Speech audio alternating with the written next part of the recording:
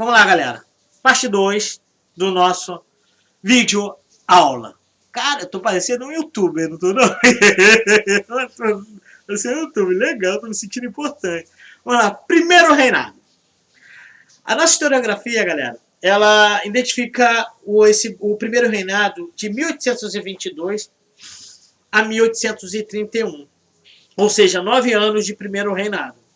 Nesses 9 anos de primeiro reinado, é um momento que o Brasil tenta se mostrar, tenta consolidar-se como um Estado nacional, tá? Desse primeiro reinado, nesses 9 anos. Logo, para entendermos esta fase da história brasileira, precisamos compreender a conjuntura da independência.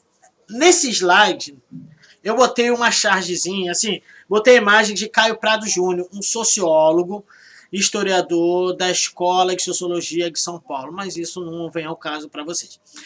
E ele estudou bastante primeiro reinado, e uma das independência e primeiro reinado, e uma das coisas que chamou a atenção, que cai sempre em concurso público, é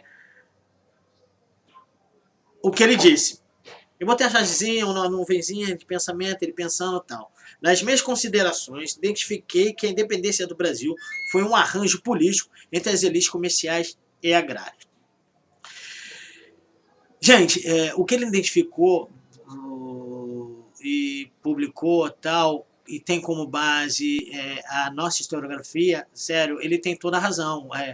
A independência foi proclamada, foi declarada a independência do Brasil em 1822, em detrimento da grande população brasileira que vivia aqui, ou seja, escravos, africanos escravizados. Vamos enfatizar bem essa palavra, africanos escravizados, e os meros mortais, os pobres, pequenos comerciantes, pequenos proprietários de terra e nativos brasileiros. Estavam nem aí para a independência. Todo aquele quadro que nós vemos por aí e tal, aparece na internet, e como vocês já foram no Museu da Independência do Brasil, Dom Pedro I, aquela coisa linda, maravilhosa. Gente, aquilo tudo é história para boi dormir, galera. Sério, a independência do Brasil foi declarada não foi no Rio Ipiranga, foi um afluente do Rio Ipiranga, e Dom Pedro ele estava com desarranjo intestinal. Eu não sei se eu posso falar essa palavra, mas não vou falar não, tá? Porque está sendo gravado. Ele estava com desarranjo intestinal. E no momento que ele declarou a independência, ele estava nas suas necessidades fisiológicas. Então essa historiografia com o quadro, que ele está com alazão branco, bonito, e em volta dele toda a guarda dos dragões da coroa portuguesa, que se voltaram contra a metrópole, ou seja, a antiga metrópole, voltaram contra Portugal. Eita, como que eu vou ver o relógio aqui? Se voltaram contra Portugal, eu tenho que ver o relógio, porque, veja ali, 15 minutos, eu vejo ali, tem um negocinho ali na tela. Eu estou preocupado com o tempo, porque eu só tenho 15 minutos de aula. Onde eu estava mesmo? Todo aquele quadro bonito, pintado. Gente, aquilo é uma forma de construir uma história linda do nosso país. E durante muito tempo essa história ficou com a simples verdade daquele quadro, ele no alazão branco. Gente, não tem como o alazão branco aqui no Brasil, do Rio de Janeiro a Minas Gerais, a São Paulo, a Minas Gerais, passando por todas aquelas serras e acidentes, não tinha pavimentação. Como que um alazão branco, um cavalo daquele tamanho enorme, vai cavalgar numas trilhas todas esburacadas? Vai quebrar a pata. O melhor animal de tração que servia para isso era a mula. Pedro estava numa mula, tá bom, galera? Os dou conta. De modo geral, Dom Pedro foi aceito sem resistência, mas em algumas regiões do norte e nordeste, militares e comerciantes portugueses decidiram lutar para manter os laços com Portugal. Sem exército, o imperador contratou mercenários para combater os revoltosos. em lutas que se estendeu por Maranhão, Bahia, Pará, Piauí e Cisplatina, ou o que hoje é o Uruguai. Assim, em 1823, todo o país estava sob comando de Pedro.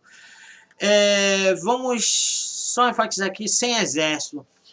O exército, não podemos falar exército brasileiro nesse momento, porque era a construção nem a construção de uma nação, a construção de um Estado, tá? Independente de Portugal. Logo assim, não tinha exército. O exército que tinha era o exército. As tropas que tinham eram tropas portuguesas. E com o rompimento, com a independência em 1822, tal, decorrente do Dia do Fico, no mesmo ano, em 9 de janeiro, as tropas portuguesas elas se voltaram contra o imperador, contra Pedro. E algumas províncias, porque algumas províncias eram contra essa independência? Para começar, pela distância. A independência foi declarada aqui na região sul da antiga colônia, ou seja, agora do Estado Nacional, foi na região sul. E a distância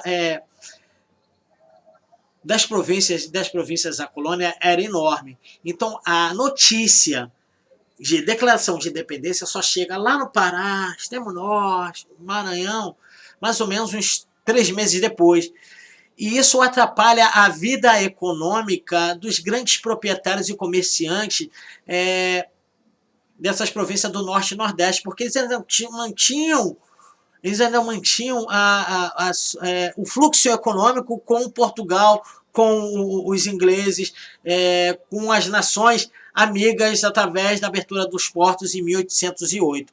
E com a declaração da independência em 1822, há esse rompimento de Brasil e Portugal. Brasil deixa de ser reino amigo de Portugal e Algarves e se torna um Estado nacional, assim, um reino, em detrimento de todo o processo de independência que há nas Américas, a partir do início do século XIX, há uma cascata, um processo enorme de independência. Mas essas independências nas Américas eram uma independência. Saía de colônia da Espanha, colônias inglesas, da Espanha e colônias inglesas, e logo partia para repúblicas. Só o Brasil, em 1822, ele sai do status de colônia. Olha que maluquice, ele sai do status de colônia, passa para o nível de reino, que era reino amigo de Portugal e Algarve, em 1815. E logo assim há um rompimento e, no lugar dele passar normal para a república, como estava acontecendo em toda a América Latina, ele parece que é um retrocesso. Ele volta a império. E o império, assim, status de monarquia, regida pelo imperador, que tem laços familiares diretos com o antigo rei de Portugal. Olha que pô de maluquice que acontece na nossa historiografia, na nossa história. E em detrimento dessa república, o Brasil é o único país assim, continental que tem um status de monarquia, de império. E isso era ao contrário das vontades dos grandes comerciantes e latifundiários e grandes donos de escravos das províncias do Norte e Nordeste, e lá no Sul, lá em Cisplatina, lá no Uruguai, que todo aquele processo que eu falei para vocês, era o contrário, porque a distância foi declarada a independência aqui no centro da antiga colônia, lógico, evidente, no centro do Império, e para chegar essa notícia, o Brasil é independente, nós somos independentes, Pô, só chega depois de 2 ou 3 meses ao norte, extremo norte, ou ao extremo sul. E isso, quando chega, atrapalha toda a dinâmica de laços, toda a dinâmica de comercial que há entre Portugal e a antiga colônia. Assim, essas províncias elas são contra a independência. Dom Pedro, sem exército, purinho... Desculpa, uma sacanagem, cara. Declara independência, mas não tem uma proteção militar para essa pseudo-independência. Vamos botar uma pseudo-independência, porque uma independência tinha logo partir para uma república. Uma república, uma construção de Estado Nacional. Uma construção de Estado Nacional, logo assim tinha que ter uma força que defendesse esse Estado Nacional. Pô, Dom Pedro, ele declara independência, rompe com Portugal, mas não tem uma força, não tem uma força que defenda esse Estado imperial. Então, assim, ele gasta dinheiro para contratar mercenários. E esses mercenários, eles são muito malucos, são muito loucões, só falta 5 minutos de aula, tá? Pô, tô falando pra cacete.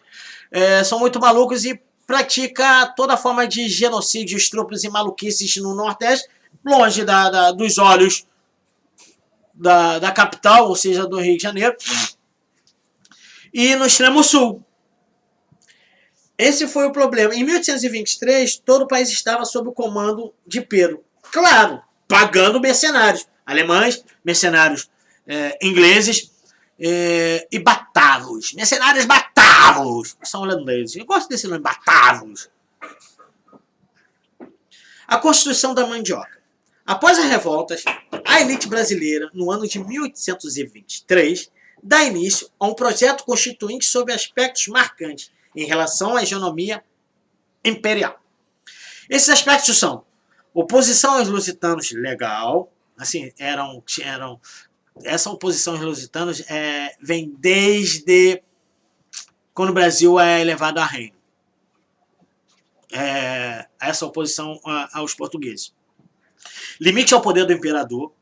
Cara, tinha que dar limite.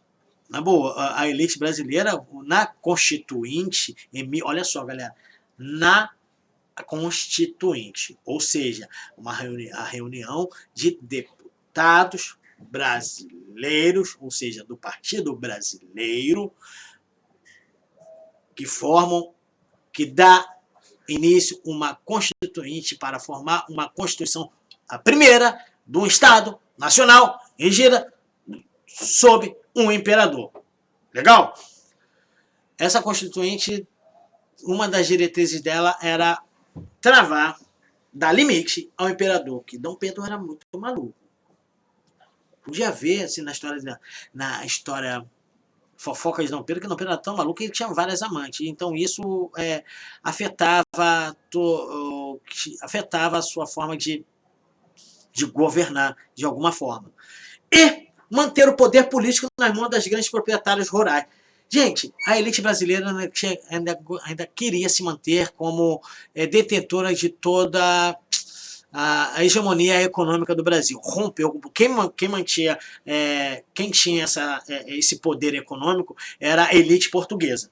Grandes comerciantes e traficantes de escravos, açucareiros, latifundiários açucareiros, donos de engenho. Portugueses tinham essa detenção econômica do Brasil. Nessa Constituinte, é claro, uma jogada de mestre, não tem portugueses, porque já é o Império do Brasil. Então, essa elite, nascida nas entranhas dos portugueses, começa a tomar o poder econômico desse nova nação que vem, desse novo império nas Américas que vem nascendo, vem surgindo, em detrimento de todas as repúblicas que está nas Américas. A imposição. Como forma de não manter a política nas mãos da elite agrária, Dom Pedro recusou o projeto com apoio de tropas imperiais, decretou o fechamento da Assembleia em 1823. Então, Dom Pedro, ele viu que talvez essa Constituição, que seria promulgada, era contra a seus ditames. Então, ele resolve fechar a Assembleia em 1823. Expulsando e prendendo alguns deputados. E dentre eles, esses deputados, é o cara que ajuda ele na independência, José Bonifácio, e os irmãos Andrada. Mas os irmãos Andrada a gente vai falar, então não precisa nem falar, mas assim, enfatiza que os irmãos Andrada foi um dos, e tenho só 20 segundos de aula. Galera, vou parar essa aula, que mais passou-se 15 minutos, e vou continuar na próxima aula com os irmãos Andradas e José Bonifácio, o fechamento de Dom Pedro, que ele expulsa e prende. Valeu, galera! E tchau!